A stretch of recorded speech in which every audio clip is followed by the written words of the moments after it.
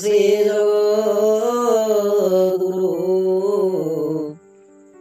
ମଦାତ୍ମା ସର୍ବଭୂତାତ୍ମଂ ତସ୍ମୈ ଶ୍ରୀ ଗୁରବେ ନମଃ। ସର୍ବମଙ୍ଗଳମଙ୍ଗଳେ ଶିବେ ସର୍ବାರ್ಥସାଧିକେ शरण्ये त्र्यंबके गौरी भगवती नारायणी नमः भगवती शरण। दर्शक बंधु 12 अधिपति शुक्र महाग्रह को नमन कर जानिबा आज राशिफल विषय। सर्वप्रथमे जानिबा आज राशि नक्षत्र तथा पंचांग विषय।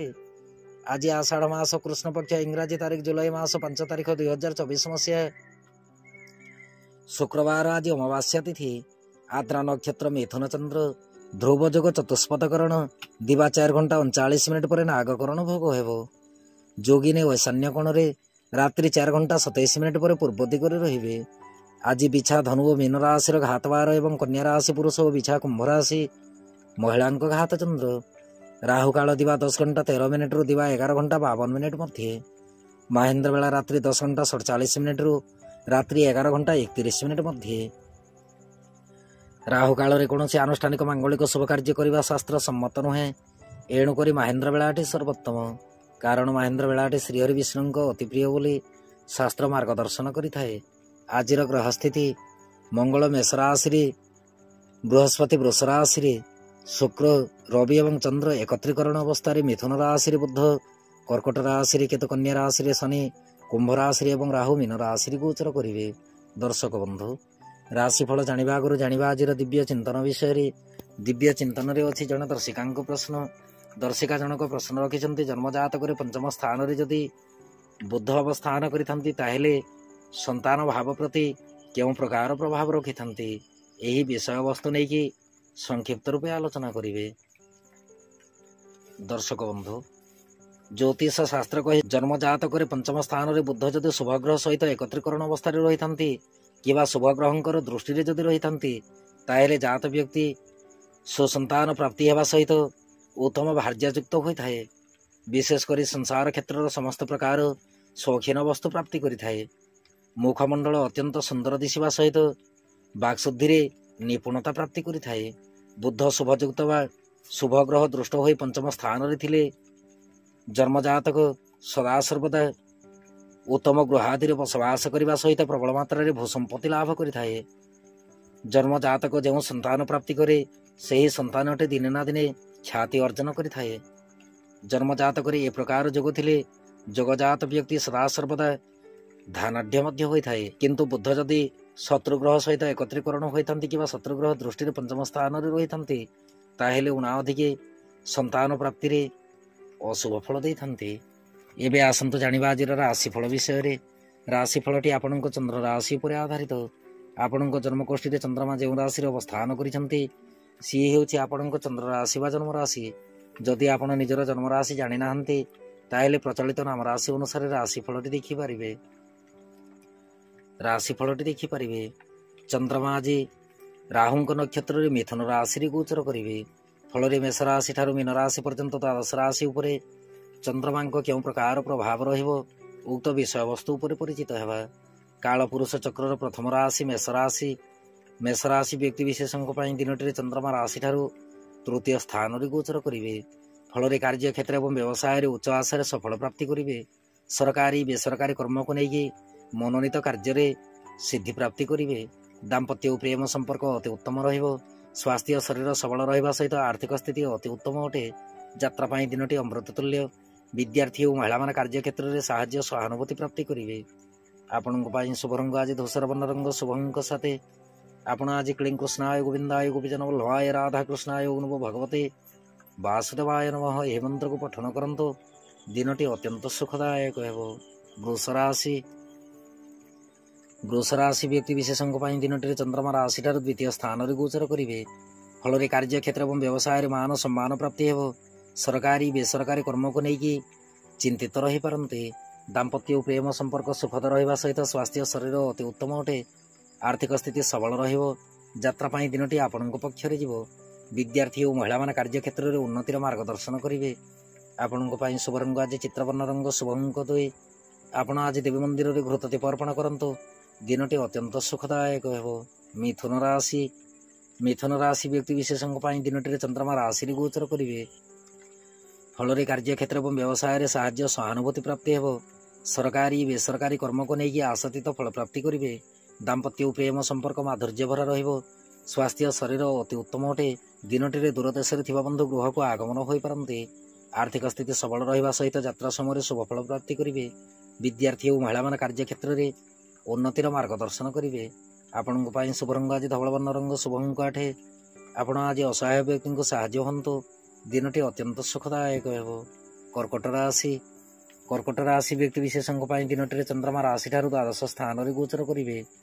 ଫଳରେ କାର୍ଯ୍ୟକ୍ଷେତ୍ର ଏବଂ ବ୍ୟବସାୟରେ ଚିନ୍ତିତ ରହିବା ସହିତ ସରକାରୀ ବେସରକାରୀ କର୍ମକୁ ନେଇକି ସଦାସର୍ବଦା ଚିନ୍ତିତ ଭାବନା ରହିପାରେ। ଦାମ୍ପତ୍ୟ ଓ ପ୍ରେମ ସମ୍ପର୍କକୁ ନେଇକି ସନ୍ତାପିତ ହୋଇପାରନ୍ତି। ସ୍ୱାସ୍ଥ୍ୟ ଶରୀର ପ୍ରତି ଧ୍ୟାନ ରଖନ୍ତୁ। ଆକସ୍ମିକ ଦୁର୍ଘଟଣାରେ ଗ୍ରସିତ ହୋଇପାରନ୍ତି। ଆର୍ଥିକ ସ୍ଥିତି ବିଶେଷ ସୁଖଦାୟକ ନୁହେଁ। ଯାତ୍ରା ପାଇଁ ଦିନଟି ମଧ୍ୟମ ଫଳଦାୟକ। ବିଦ୍ୟାର୍ଥୀ ଓ ମହିଳାମାନେ କାର୍ଯ୍ୟକ୍ଷେତ୍ରରେ ଅନ୍ୟ ଉପରେ ନିର୍ଭରଶୀଳ ରହିବେ। ଆପଣଙ୍କ ପାଇଁ ଶୁଭ ରଙ୍ଗ ଆଜି ସିନ୍ଦୁରବର୍ଣ୍ଣ ରଙ୍ଗ, ଶୁଭ ଅଙ୍କ 1। ଆପଣ ଆଜି ହନୁମାନ ଚାଳିଶା ପଠନ କରନ୍ତୁ। ଦିନଟି ଅତି ଉତ୍ତମ ରହିବ। ସିଂହ ରାଶି। ସିଂହ ରାଶି ବ୍ୟକ୍ତି ବିଶେଷଙ୍କ ପାଇଁ ଦିନଟିରେ ଚନ୍ଦ୍ରମା ରାଶିଠାରୁ ଏକାଦଶ ସ୍ଥାନରେ ଗୋଚର କରିବେ। ଫଳରେ କାର୍ଯ୍ୟକ୍ଷେତ୍ର ଏବଂ ବ୍ୟବସାୟରେ ଅର୍ଥ ଲାଭର ସୂଚନା ଅଛି। ସରକାରୀ ବେସରକାରୀ କର୍ମକୁ ନେଇକି ଆକସ୍ମିକ ଧନ ଲାଭର ସୂଚନା ପରିଲକ୍ଷିତ ହୁଏ। ଦାମ୍ପତ୍ୟ ଓ ପ୍ରେମ ସମ୍ପର୍କ ସଦୃଢ଼ ରହିବ। ସ୍ୱାସ୍ଥ୍ୟ ଶରୀର ପ୍ରତି ସଦାସର୍ବଦା ଯତ୍ନଶୀଳ ରହିବା ନିତାନ୍ତ ଆବଶ୍ୟକ। ଆର୍ଥିକ ସ୍ଥିତି ଅତି ଉତ୍ତମ ଅଟେ। ଯାତ୍ରା ପାଇଁ ଦିନଟି ଅମୃତ ତୁଲ୍ୟ। ବିଦ୍ୟାର୍ଥୀ ଓ ମହିଳାମାନେ କାର୍ଯ୍ୟକ୍ଷେତ୍ରରେ କୃତିତ୍ୱ ଅର୍ଜନ କରିବେ। ଆପଣଙ୍କ ପାଇଁ ଶୁଭ ରଙ୍ଗ ଆଜି କେଶର ବର୍ଣ୍ଣ ରଙ୍ଗ, ଶୁଭ ଅଙ୍କ 5। ଆପଣ ଆଜି ଦୁମ୍ ଦୁର୍ଗାୟ ନମଃ ଏହି ମନ୍ତ୍ରକୁ ପଠନ କରନ୍ତୁ। ଦିନଟି ଅତି ଉତ୍ତମ ରହିବ। କନ୍ୟା ରାଶି। କନ୍ୟା ରାଶି ବ୍ୟକ୍ତି ବିଶେଷଙ୍କ ପାଇଁ ଦିନଟିରେ ଚନ୍ଦ୍ରମା ରାଶିଠାରୁ ଦଶମ ସ୍ଥାନରେ ଗୋଚର କରିବେ। ଫଳରେ କାର୍ଯ୍ୟକ୍ଷେତ୍ର ଏବଂ ବ୍ୟବସାୟରେ ଅତ୍ୟନ୍ତ ଖୁସି ଅନୁଭବ କରିବେ। ସରକାରୀ ବେସରକାରୀ କର୍ମକୁ ନେଇକି ଆୟ ସ୍ଥିତି ସବଳ ରହିବ। ଦାମ୍ପତ୍ୟ ଓ ପ୍ରେମ ସମ୍ପର୍କ ଅତି ଉତ୍ତମ ଅଟେ। ସ୍ୱାସ୍ଥ୍ୟ ଶରୀର ସୁଖଦ ରହିବ। ଆର୍ଥିକ ସ୍ଥିତି ସବଳ ରହିବା ସହିତ ଯାତ୍ରା ସମୟରେ ଶୁଭ ଫଳ ପ୍ରାପ୍ତି କରିବେ। ବିଦ୍ୟାର୍ଥୀ ଓ ମହିଳାମାନେ କାର୍ଯ୍ୟକ୍ଷେତ୍ରରେ ଆଶାତୀତ ଫଳ ପ୍ରାପ୍ତିରେ ବିଳମ୍ବ ଯୋଗ ଲକ୍ଷ୍ୟ କରିବେ। ଆପଣଙ୍କ ପାଇଁ ଶୁଭ ରଙ୍ଗ ଆଜି ଧବଳବର୍ଣ୍ଣ ରଙ୍ଗ, ଶୁଭ ଅଙ୍କ 3। ଆପଣ ଆଜି କ୍ଳିଂ କୃଷ୍ଣାୟ ନମଃ ଏହି ମନ୍ତ୍ରକୁ ପଠନ କରନ୍ତୁ। ଦିନଟି ଅତି ଉତ୍ତମ ରହିବ। ତୁଳା ରାଶି। ତୁଳା ରାଶି ବ୍ୟକ୍ତି ବିଶେଷଙ୍କ ପାଇଁ ଦିନଟିରେ ଚନ୍ଦ୍ରମା ରାଶିଠାରୁ ନବମ ସ୍ଥାନରେ ଗୋଚର କରିବେ। ଫଳରେ କାର୍ଯ୍ୟକ୍ଷେତ୍ର ଏବଂ ବ୍ୟବସାୟରେ ଅତ୍ୟନ୍ତ ଖୁସି ଅନୁଭବ କରିବା ସହିତ ସରକାରୀ ବେସରକାରୀ କର୍ମକୁ ନେଇକି ଦୀର୍ଘ ଦିନରୁ ଅଟକି ରହିଥିବା କର୍ମ ନିର୍ବାହ ହେବ। ଦାମ୍ପତ୍ୟ ଓ ପ୍ରେମ ସମ୍ପର୍କ ଅତି ଉତ୍ତମ ଅଟେ। ସ୍ୱାସ୍ଥ୍ୟ ଶରୀର ପ୍ରତି ଯତ୍ନଶୀଳ ରହନ୍ତୁ। ଅନ୍ୟ କାହାରି ଉପରେ ବିଶେଷ ନିର୍ଭର ରଖନ୍ତୁ ନାହିଁ। ଆର୍ଥିକ ସ୍ଥିତିକୁ ନେଇକି ସଦାସର୍ବଦା ଯତ୍ନଶୀଳ ରହିବା ନିତାନ୍ତ ଆବଶ୍ୟକ। ଯାତ୍ରା ପାଇଁ ଦିନଟି ସୁଖଦ ଅଟେ। ଦିନଟିରେ ଧର୍ମ, କର୍ମ, ରୀତିନୀତି ପ୍ରତି ପ୍ରବଳ ମାତ୍ରାରେ ଆଗ୍ରହ ଜାତ ହେବ। ବିଦ୍ୟାର୍ଥୀ ଓ ମହିଳାମାନେ କାର୍ଯ୍ୟକ୍ଷେତ୍ରରେ ଅନ୍ୟର ସାହାଯ୍ୟରେ କର୍ମ ସମ୍ପାଦନ କରିବେ। ଆପଣଙ୍କ ପାଇଁ ଶୁଭ ରଙ୍ଗ ଆଜି କେଶର ବର୍ଣ୍ଣ ରଙ୍ଗ, ଶୁଭ ଅଙ୍କ 8। ଆପଣ ଆଜି ଦୁର୍ଗା ନବାକ୍ଷରୀ ମନ୍ତ୍ର ପଠନ କରନ୍ତୁ। ଦିନଟି ଅତି ଉତ୍ତମ ରହିବ। ବିଛା ରାଶି। ବିଛା ରାଶି ବ୍ୟକ୍ତି ବିଶେଷଙ୍କ ପାଇଁ ଦିନଟିରେ ଚନ୍ଦ୍ରମା ରାଶିଠାରୁ ଅଷ୍ଟମ ସ୍ଥାନରେ ଗୋଚର କରିବେ। ଫଳରେ କାର୍ଯ୍ୟକ୍ଷେତ୍ର ଏବଂ ବ୍ୟବସାୟରେ ଚୋରି ଭୟର ସୂଚନା ଅଛି। ସରକାରୀ ବେସରକାରୀ କର୍ମକୁ ନେଇକି ଉପରିସ୍ଥ କର୍ମଚାରୀଙ୍କ ପରାମର୍ଶ ଅନୁସାରେ କର୍ମ ସମ୍ପାଦନ କରନ୍ତୁ। ଦାମ୍ପତ୍ୟ ଓ ପ୍ରେମ ସମ୍ପର୍କ ସୁଖଦ ଅଟେ। ସ୍ୱାସ୍ଥ୍ୟ ଶରୀର ଅତି ଉତ୍ତମ ରହିବ। ଆର୍ଥିକ ସ୍ଥିତି ସବଳ ରହିବା ସହିତ ଯାତ୍ରା ସମୟରେ ଶୁଭଫଳ ପ୍ରାପ୍ତି କରିବେ। ବିଦ୍ୟାର୍ଥୀ ଓ ମହିଳାମାନେ କାର୍ଯ୍ୟକ୍ଷେତ୍ରରେ ବନ୍ଧୁ ଗହଣରେ ସମୟ ଅତିବାହିତ କରିବେ। ଆପଣଙ୍କ ପାଇଁ ଶୁଭ ରଙ୍ଗ ଆଜି ପୀତବର୍ଣ୍ଣ ରଙ୍ଗ, ଶୁଭ ଅଙ୍କ 1। ଆପଣ ଆଜି ବିଷ୍ଣୁ ଚରଣାମୃତ ସେବନ କରନ୍ତୁ। ଦିନଟି ଅତି ଉତ୍ତମ ରହିବ। ଧନୁରାଶି। ଧନୁରାଶି ବ୍ୟକ୍ତି ବିଶେଷଙ୍କ ପାଇଁ ଦିନଟିରେ ଚନ୍ଦ୍ରମା ରାଶିଠାରୁ ସପ୍ତମ ସ୍ଥାନରେ ଗୋଚର କରିବେ। ଫଳରେ କାର୍ଯ୍ୟକ୍ଷେତ୍ର ଏବଂ ବ୍ୟବସାୟରେ ପ୍ରବଳ ମାତ୍ରାରେ ବନ୍ଧୁ ସୁଖ ପ୍ରାପ୍ତି ହେବ। ସରକାରୀ ବେସରକାରୀ କର୍ମକୁ ନେଇକି କାର୍ଯ୍ୟ ସିଦ୍ଧିର ସୂଚନା ପରିଲକ୍ଷିତ ହୁଏ। ଦାମ୍ପତ୍ୟ ଓ ପ୍ରେମ ସମ୍ପର୍କ ଅତି ଉତ୍ତମ ରହିବ। ସ୍ୱାସ୍ଥ୍ୟ ଶରୀର ସୁଖଦ ରହିବା ସହିତ ଦିନଟିରେ ବାଣିଜ୍ୟ ବ୍ୟବସାୟରେ ପ୍ରବଳ ମାତ୍ରାରେ ଉନ୍ନତିର ସୂଚନା ପରିଲକ୍ଷିତ ହୁଏ। ଆର୍ଥିକ ସ୍ଥିତି ଅତି ଉତ୍ତମ ରହିବ। ଯାତ୍ରା ପାଇଁ ଦିନଟି ଆପଣଙ୍କ ପକ୍ଷରେ ଯିବ। ବିଦ୍ୟାର୍ଥୀ ଓ ମହିଳାମାନେ କାର୍ଯ୍ୟକ୍ଷେତ୍ରରେ ଆଶାତୀତ ଫଳ ପ୍ରାପ୍ତି କରିବେ।